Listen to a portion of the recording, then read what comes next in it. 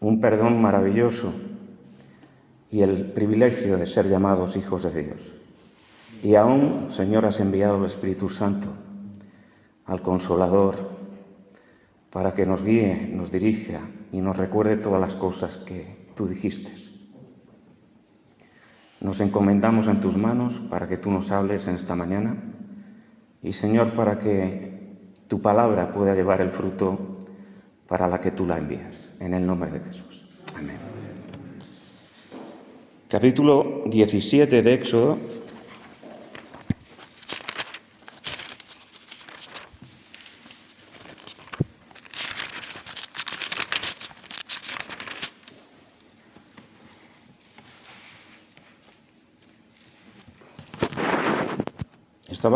Estaba preparando un mensaje totalmente distinto cuando a mitad de la semana, en esas cosas ya son 2 fines de semana porque en Alcorcón me pasó algo parecido.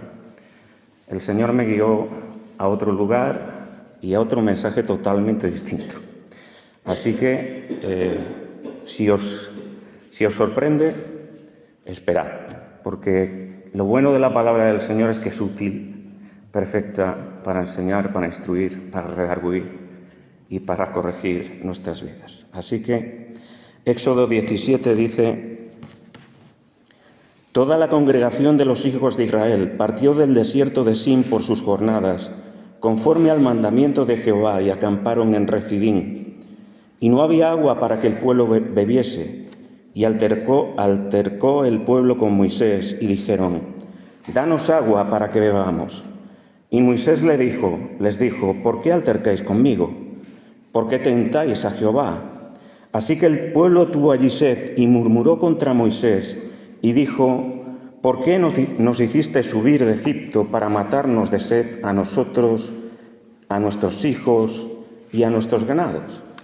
Entonces clamó Moisés a Jehová diciendo: ¿qué haré con este pueblo? De aquí a poco me apedrearán. Y Jehová dijo a Moisés: pasa delante del pueblo y toma contigo a los ancianos de Israel, y también en tu mano tu vara con que golpeaste el río, y ve. He aquí que yo estaré delante de ti, allí sobre la peña en Horeb. Y golpearás la peña, y saldrán de ella aguas, y beberá el pueblo.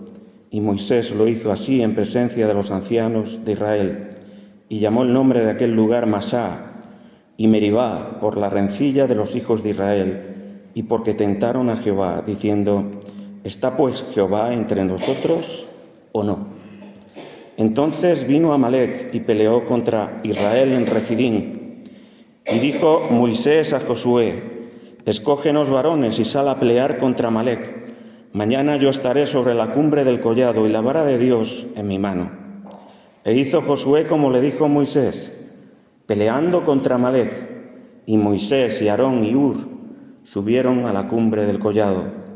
Y sucedía que cuando alzaba Moisés su mano, Israel prevalecía, mas cuando él bajaba su mano, prevalecía Amalec. Y las manos de Moisés se cansaban, por lo que tomaron una piedra y la pusieron debajo de él, y se sentó sobre ella. Y Aarón y Hur sostenían sus manos, el uno por un lado y el otro de otro. Así hubo en sus manos firmeza hasta que se puso el sol. Y Josué deshizo a Amalec y a su pueblo a filo de espada. Y Jehová dijo a Moisés: escribe esto para memoria en un libro, y di a Josué que raeré del todo la memoria de Amalec de debajo del cielo. Y Moisés edificó un altar y llamó su nombre Jehová Nisi, o lo que es lo mismo, Jehová es mi estandarte y mi victoria. Y dijo: por cuanto la mano de Amalec se levantó contra el trono de Jehová, Jehová tendrá guerra con Amalec de generación en generación. Me gustaría centrarme más bien en los versículos 8 al 16, pero es necesario que echemos un vistazo al contexto inmediato.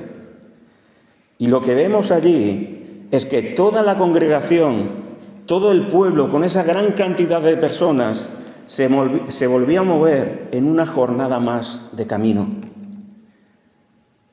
Y allí encontramos a un pueblo redimido que va camino a la tierra prometida. Un pueblo que ha sido libertado. Tiempo atrás, el Señor se había revelado a Moisés con estas palabras en el capítulo 3 y versículos 6 y 7 de Éxodo. Dice allí: y dijo: yo soy el Dios de tu padre, Dios de Abraham, Dios de Isaac y Dios de Jacob. Entonces Moisés cubrió su rostro porque tuvo miedo de mirar a Dios. Dijo luego Jehová: bien he visto la aflicción de mi pueblo que está en Egipto, y he oído su clamor a causa de sus exactores, pues he conocido sus angustias, y he descendido para librarlo de la mano de egipcios, y sacarlos de aquella tierra a una tierra buena y ancha, a tierra que fluye leche y miel, a los lugares del cananeo, del eteo, del amorreo, del fereceo, del heveo y del jebuseo. Hermanos, qué pasaje más precioso. He oído su clamor, he conocido sus angustias y he descendido a socorrerlas, para darles la tierra que juré a sus padres. Dios mismo vino a implicarse personalmente en su redención. Dios mismo vino a salvarles. Antes eran un pueblo secuestrado, oprimido, esclavizado, sometido a trabajos forzados hasta la muerte, con grillos, con yugos imposibles de soltarse, a cargo de la potencia mundial en aquellos tiempos. Pero ahora son libres por la gracia y por el poder de Dios. Dios vino a salvarles, cumpliendo así una promesa dada a su amigo Abraham. Qué palabras, Abraham, mi amigo. De verdad que esto nos inspira y estimula a adorar al Señor. Y tenemos que aprender y recordar que Él oye, que Él conoce, que Él no olvida, que Él es fiel y cumple sus promesas a su tiempo y a su manera. Y hermanos, no los salvó de cualquier manera. No los salvó de incógnito, no los salvó secretamente, no los salvó sutilmente, no los salvó silenciosamente. Él se manifestó de una manera indubitable, con un ramillete de milagros que les dejaron a ellos y a sus enemigos con la boca abierta. Él se manifestó a ellos, oyeron su voz, vieron su poder, pero no vieron ninguna figura.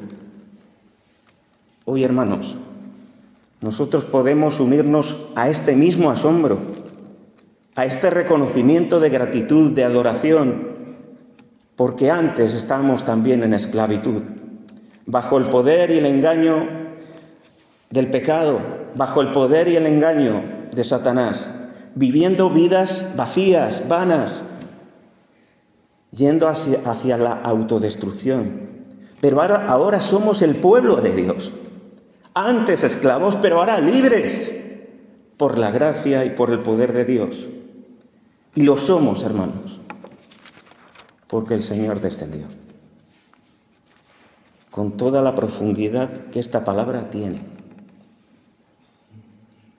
Descendió dejándolo todo, no estimando el ser igual a Dios como cosa que aferrarse, haciéndose semejante a nosotros en todo menos en el pecado. Tomando la forma de siervo, haciéndose obediente, tomando nuestra carga, tomando nuestra deuda, tomando nuestro castigo y sufriéndolo Él en su cuerpo. Dejó su trono, se sometió a tiempo y a espacio, se hizo hombre, se puso a nuestra altura pero sin pecado, para buscar y salvar lo que se había perdido. Como luego dijo David en el libro de los Salmos: amo al Señor, pues ha oído mi voz y mis súplicas. Él nos vio, hermanos, y nos conoció desde antes de la fundación del mundo. A los que antes conoció los predestinó para que fuesen hechos conforme a la imagen de su Hijo. Supo nuestra necesidad desde la eternidad. Y sigue diciendo el rey David: estaba yo postrado y me salvó. Tú has librado mi vida de la muerte. Más adelante se nos dice: ciertamente no socorrió Dios a los ángeles, sino que socorrió a la descendencia de Abraham. Hermanos, qué importante que atendamos a estas palabras para que entendamos que Él oye cada ruego, cada oración, cada lamento, que Él conoce en lo íntimo todo de nuestra vida. ¿Os acordáis de Apocalipsis, como decía Mariano? Cuando Él habla a las iglesias, Él dice: yo conozco tu tribulación, yo conozco que tú dices que tú eres rico, yo conozco todo, porque yo soy el que escudriño, yo soy Dios. Y lo conozco antes de que tú me los cuentes. Él es nuestro refugio de generación en generación.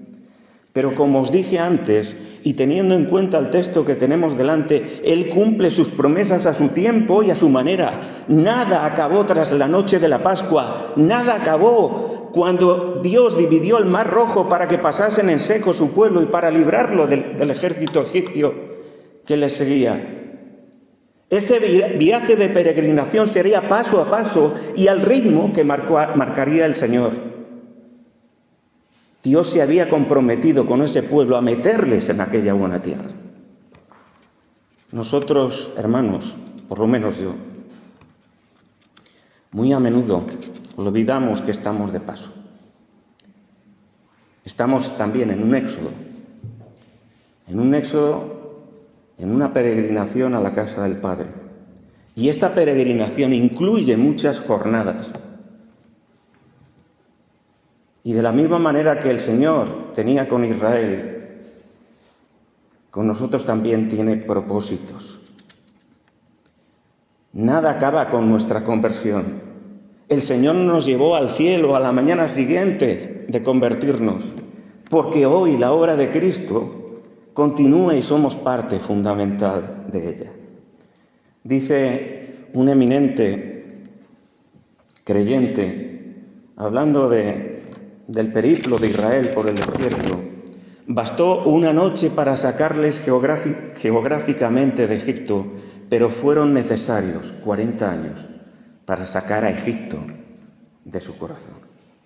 Antes de introducirles en la tierra prometida, era necesario conducirles por ese desierto ardiente con un fin.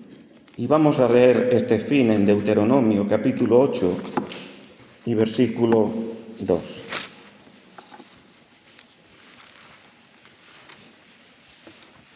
Deuteronomio 8:2 dice: te acordarás de todo el camino por donde te ha traído Jehová tu Dios estos 40 años en el desierto, para afligirte, para probarte, para saber lo que había en tu corazón, si habías de guardar o no sus mandamientos. Y Él te afligió y te hizo tener hambre y te sustentó con maná, comida que no conocías tú ni tus padres la habían conocido, para hacerte saber que no solo de pan vivirá el hombre, mas de todo lo que sale de la boca de Jehová vivirá el hombre. Y dice también, reconoce en el versículo 5: asimismo en tu corazón que como castiga el hombre a su hijo, así Jehová, tu Dios, te castiga o te disciplina. Hermanos, su corazón, el corazón del pueblo debía de ser tratado, su carácter debía de ser tratado, su fe debía de ser probada. Era necesario educar e instruir al pueblo para hablarles de lo que Él era, de sus planes con ellos, de las bendiciones escogidas que quería darles, pero tenían que esperar. Esto es lo que vemos a lo largo de tantos capítulos. Y hermanos, si la vida no fuera otra cosa que pruebas, la persona acabaría postrada y desalentada. Si solamente fuese placer, sosiego, tranquilidad. ¿Cómo aprendería disciplina? El Señor dosificó ambas vertientes de una forma equilibrada. Llevaban poco más de un mes fuera de Egipto, pero cuán rápidamente se olvidaron de la gratitud y del reconocimiento al Señor. Lo que antes era júbilo, ahora se convierte en queja, en descontento, en desconfianza, en reproches, en incredulidad.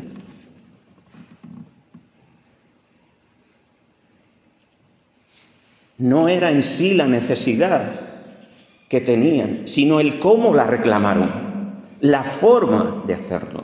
No era en sí la necesidad, claro que tenían necesidad de agua, sino la actitud de enfrentamiento, la actitud de reclamación con la que la hicieron. Altercó el pueblo con Moisés y dijeron: danos agua para que vivamos. Y Moisés les dijo: ¿por qué altercáis conmigo? ¿Por qué tentáis al Señor? Y murmuró el pueblo contra Moisés. Nuevamente se quejan. Ya lo habían hecho en el capítulo 16 a causa del pan. Te dejó pasar hambre para afligirte. Y nuevamente lo hacen amargamente, sacando lo peor de su ser. Llevaban ese poco tiempo y lo que más les preocupaba a aquellos redimidos, aquel pueblo que había sido libertado, no era mirar al Señor, no era esperar en Él, no era pedirle ayuda, no era agradar a Dios, sino ¿qué vamos a comer? ¿Qué vamos a beber? ¿Qué panorama, hermanos? ¿Para esto hemos venido? ¿A este desgraciado lugar? ¿Qué broma es esta? ¿Hemos venido aquí para morir? ¿Es que acaso Dios no puede? ¿Pero qué clase de servicio es este? ¿Qué clase de plan es este? Y casi así, en tono jocoso, es como si le estuvieran pidiendo la hoja de reclamaciones a Moisés. Tú, Moisés, muévete, danos agua, haz algo. ¿Cómo sería la cosa que un hombre tan templado y manso como Moisés se vea agobiado y busca solícitamente a Dios ayuda? No era la primera vez que oía reproches y no sería la última. Posiblemente pensó: como sigamos así voy a durar poco. Si no es porque me apedreen, será por una úlcera. Y no nos parezca exagerado, pues en el próximo capítulo vemos a un Moisés profundamente desgastado, sobrecargado, y a su suegro aconsejándole a que no lleve él todas las cargas, instándole a ejercer su ministerio de una manera más eficiente. Así que el Señor manda a Moisés tomar la vara, ser acompañado por los ancianos y golpear aquella roca que simbolizaba a Cristo mismo, quien fue golpeado por los hombres en la cruz, y ese agua simboliza la venida del Espíritu Santo tras su muerte.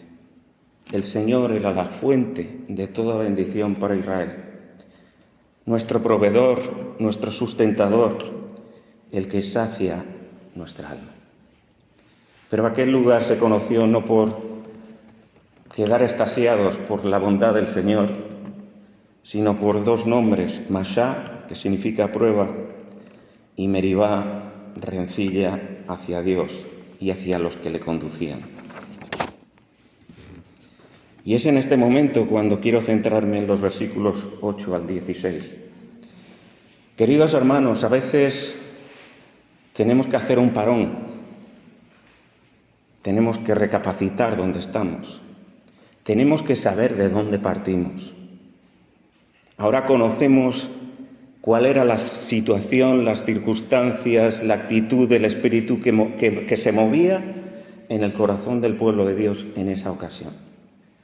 Pero yo me preguntaba, hermanos, ¿cuál es nuestra situación hoy?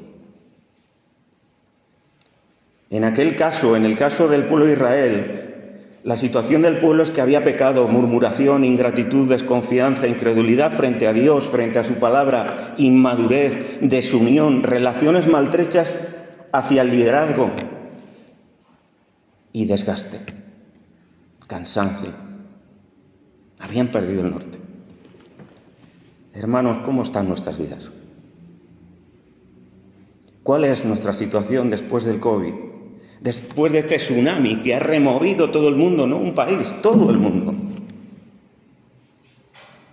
Con una mortandad tan grande, es importante saber de dónde partimos y saber cuál es nuestra realidad, porque a lo mejor hay situaciones que se ven en aquel pueblo que son comunes con nosotros. Primera de Corintios, capítulo 10.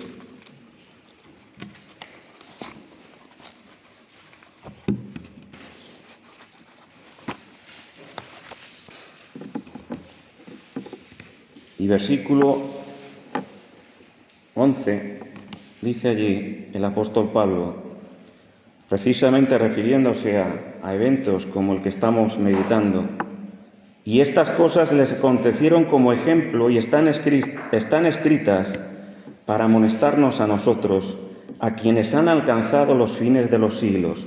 Así que el que piense estar firme, mire que no caiga. Hermanos, queridos y amados, a veces tenemos que suplicar, debería de ser una práctica común y cotidiana, pero tenemos que pedir especialmente que el Señor examine nuestro corazón. Porque es tan fácil que se cuele la incredulidad, es tan fácil que se cuele la desconfianza, es tan fácil que una raíz de queja anide en lo profundo del corazón. Es tan fácil que cunda la desunión.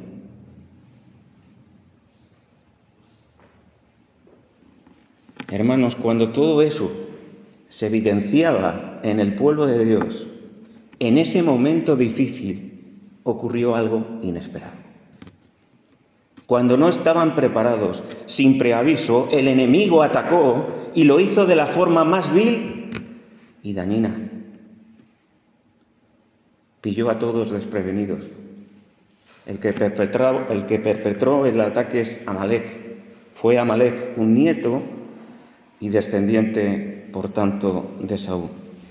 Este pueblo era una tribu nómada y fue una espina constante en la historia y en la vida de Israel hasta que finalmente fue aniquilado. En Deuteronomio capítulo 25,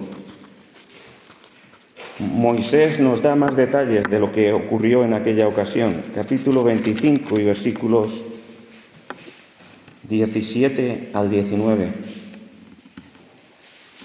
Acuérdate de lo que hizo Amalek contigo en el camino, cuando salías de Egipto, de cómo te salió al encuentro en el camino y te desbarató la retaguardia de todos los débiles que iban detrás de ti, cuando tú estabas cansado y trabajado y no tuvo ningún temor de Dios. Por tanto, cuando Jehová tu Dios te dé descanso de todos tus enemigos alrededor en la tierra, que Jehová tu Dios te da por heredad para que la poseas, borrarás la memoria de Amalek de debajo del cielo. No lo olvides. Hermanos, los problemas y los enemigos no piden permiso para hacer acto de presencia. El enemigo procuró sacar tajada de aquel momento bajo. Procuró sacar ventaja a río revuelto, ganancia de pescadores. Hasta aquí Israel no había tenido que luchar. El Señor había dividido las aguas del Mar Rojo. En las plagas era el Señor el que tomó la iniciativa. Nadie gastó un tiro, por decirlo metafóricamente. Pero es aquí que necesitan moverse. Han de improvisar, han de tocar la alarma, han de luchar, han de repartir armas, han de luchar por sus vidas y por la de sus hijos, sin ser un pueblo adiestrado en la lucha. Queridos hermanos, algo parecido pasa con nosotros. como creyentes, como miembros de la Iglesia, tenemos un enemigo y ese enemigo aprovecha cualquier ocasión factible para él para traer daño. Aprovecha el conflicto, aprovecha la división, una situación de pecado, de relajación, para buscar nuestros talones de Aquiles y atacar. El apóstol Pedro nos enseña que Satanás es como un león rugiente, que está al acecho, buscando siempre dar un zarpazo para dañar. Sus tácticas son muy viejas, pero siguen teniendo un enorme éxito. Provocar el descontento, la duda, quebrar la confianza, proponer caminos alternativos a los que el Señor nos manda en la palabra. Sembrar el desaliento, aprovechar el cansancio, el conflicto, la desunión y la falta de sintonía con Dios nuestro Señor. La batalla se dirimía en dos frentes. Josué abajo, militarmente, junto a esos varones que tuvo que escoger precipitadamente, y Moisés en lo alto del monte, espiritualmente, por medio de la vara de Dios. Hermanos, todo lo que pasa en nuestra vida no se puede o debe disociar. No venimos hoy a la iglesia, no venimos hoy a adorar, no venimos hoy a gozarnos en el Señor y mañana lunes que estamos en el trabajo nuestro Dios es distinto.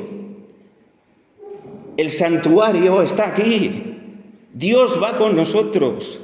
El trabajo es parte de la obra de Dios. La familia es parte de la obra de Dios. La salud es parte de la obra de Dios. Es un error afrontar asuntos y problemas aparentemente naturales a nuestra manera, en nuestras fuerzas, como buenamente entendamos, sin considerar que tienen una vertiente espiritual. Aquello era una guerra. Se trataba de defenderse y de rechazar el ataque y de vencer. Pero era algo más. Si tenemos problemas de salud o con la familia o en el trabajo, ha de ser tomado como algo que tiene una afectación espiritual en nuestra fe o en el testimonio. Hermanos, hoy también el enemigo busca a los débiles, a los vulnerables, y los busca destruir. Dice que desbarató la retaguardia. ¿Os imagináis? Personas mayores, niños, los más débiles, y a por ellos va. Moisés era mayor. Todo lo que había ocurrido, por todo lo que hemos leído, le había afectado. Y aún así tuvo que elevar sus manos, su corazón y su espíritu a Dios.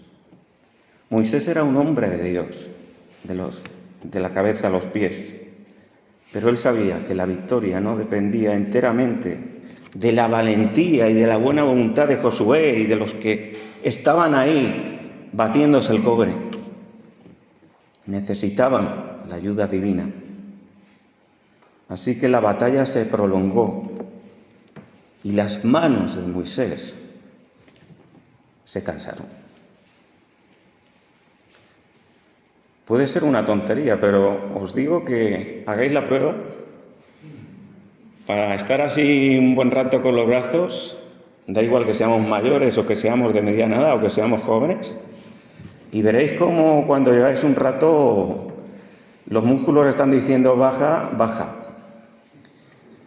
Pues esto es lo que le ocurrió a Moisés. Sus manos se cansaron y Aarón y Hur estuvieron con Moisés y sostuvieron sus brazos para que no cayesen. Hermanos, qué bonita esa palabra del Señor. ¿Cuántas veces leemos un texto y como somos así, yo por lo menos, quizás estamos acostumbrados a la prisa, a no pararnos en los detalles, a no meditar como nos pide el Señor, y nos perdemos tantas cosas. De Aarón sabemos bastantes cosas, hermanos. Pero ¿y de Hur? Aarón y Hur sostuvieron las manos de Moisés y de Hur. Pues yo sí sabía que él había estado allí en el monte, pero qué poco se sabe de este hombre.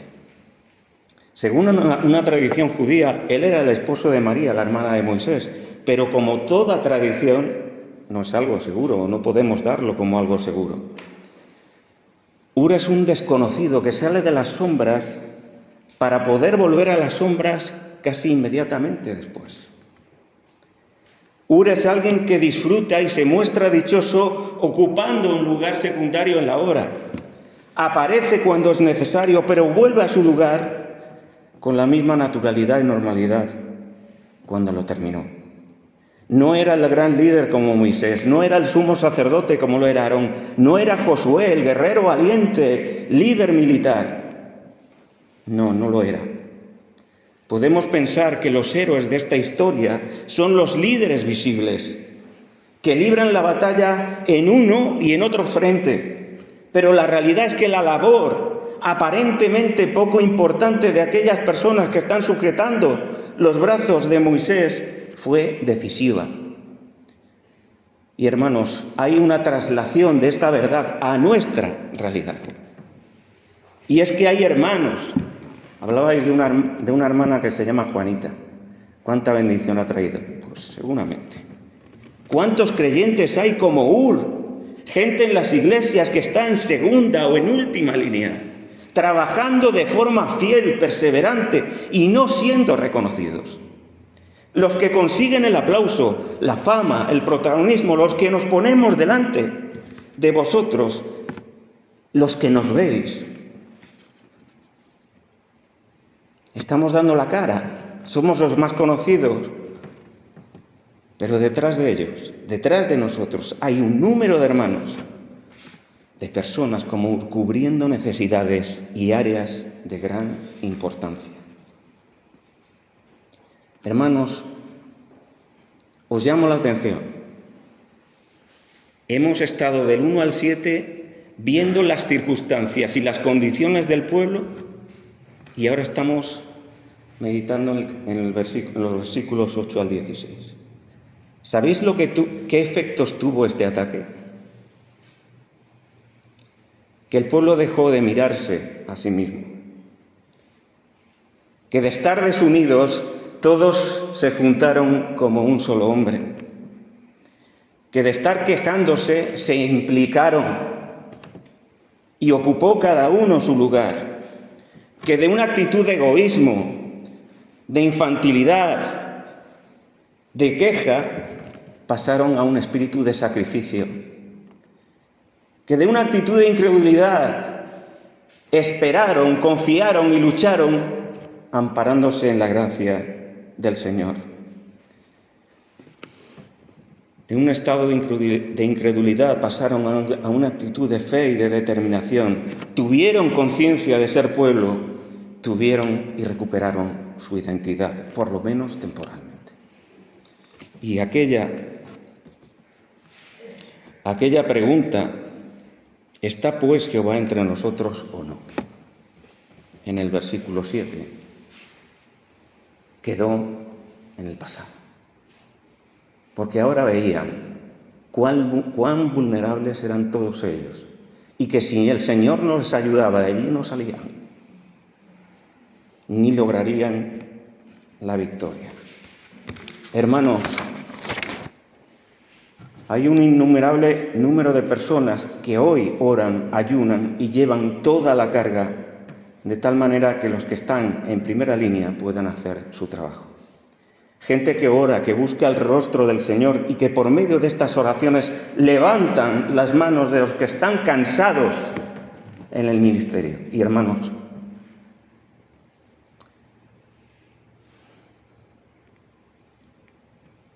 yo lo estoy.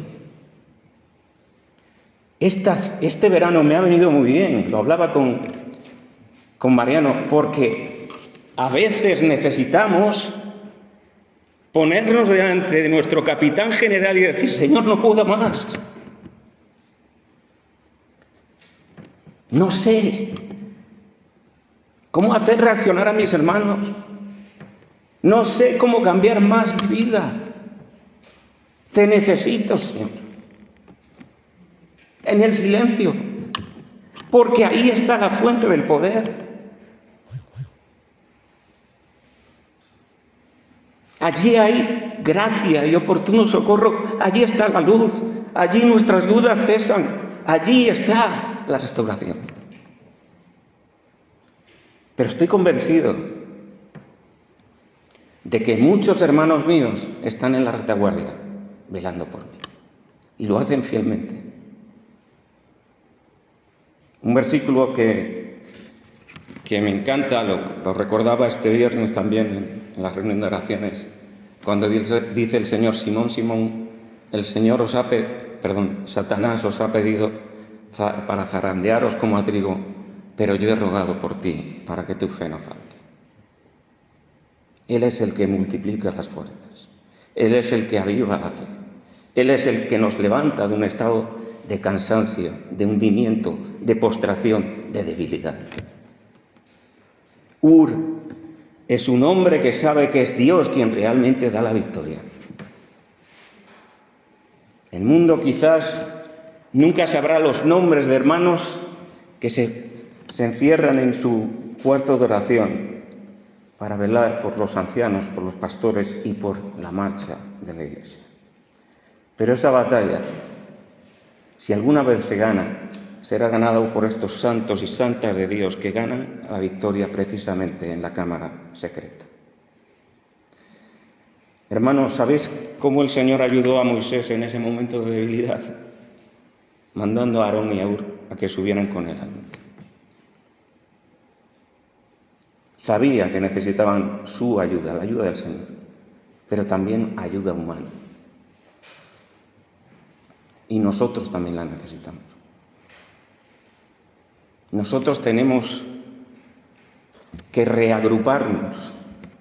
De hecho, es lo que estamos haciendo hoy, para recordar quién es el Señor, lo que Él es, su carácter, sus planes preciosos, la gloria de su voz, la gloria de sus obras, en el pasado, en el presente y en el futuro. Termino, hermanos. Vamos a la epístola de Hebreos, capítulo 12.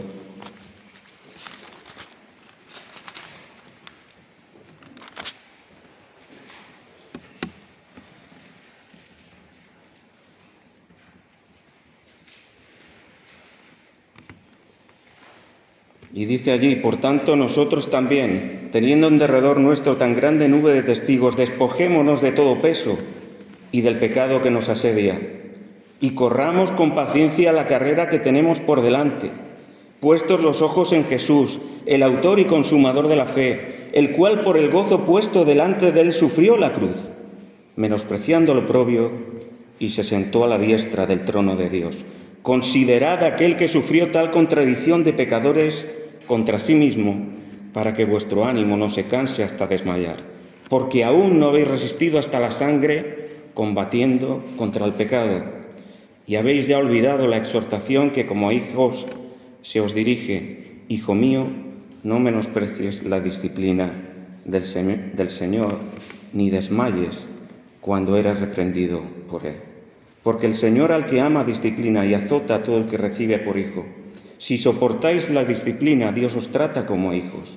Porque ¿qué hijo es aquel a quien el Padre no disciplina? Pero si se os deja sin disciplina, de la cual todos han sido participantes, entonces sois bastardos y no hijos. Por otra parte, tuvimos a nuestros padres terrenales que nos disciplinaban y los venerábamos. ¿Por qué no obedeceremos mucho mejor al Padre de los Espíritus y viviremos? Y aquellos, ciertamente, por pocos días nos disciplinaban como a ellos les parecía, pero para lo que nos es provechoso, para que participemos de su santidad. Es verdad que ninguna disciplina al presente parece ser causa de gozo, sino de tristeza, pero después da fruto apacible de justicia a los que en ella han sido ejercitados. Por lo cual levantad las manos caídas y las rodillas paralizadas y haced sendas para vuestros pies, para que lo cojo no se salga del camino, sino que sea sanado. El autor de la Epístola a los Hebreos escribe a creyentes, también de fondo judíos, que están sumidos en tribulación, en persecución, que están bajo pruebas, presión y enemigos, y les exhorta a recordar a los héroes de la fe, y les exhorta a que Dios se glorificó en ellos, y les exhorta también a mirar a Jesús. Todo eso, las tribulaciones, las pruebas, los enemigos, generó desaliento, dudas, desgastes. La verdad es que la vida humana, con frecuencia nos lleva por caminos en los cuales experimentamos toda una gama de emociones y sentimientos que son propias de nuestra frágil humanidad. Como seres humanos tendemos a desanimarnos fácilmente.